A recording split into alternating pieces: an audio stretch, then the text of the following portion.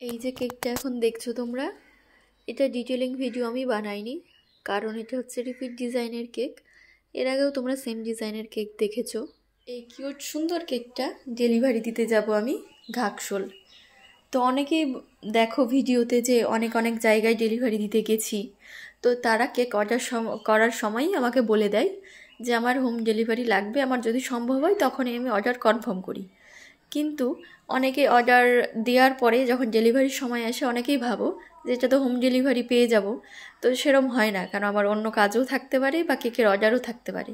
তাই তোমরা যারা হোম ডেলিভারি নেবে ভাবছো, তারা অবশ্যই কেক অর্ডার করার সময় আমাকে একবার জানিয়ে দিবে যে আমি হোম ডেলিভারি নিতে চাইছি, নাহলে একটু অসুবিধাই হয়।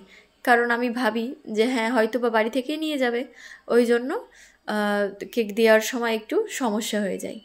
তাই কেক অর্ডার করার সময় একটু কনফার্ম করে নেবে। আর এই সুন্দর কিউট কেকটা তোমাদের কেমন লাগছে অবশ্যই জানিও।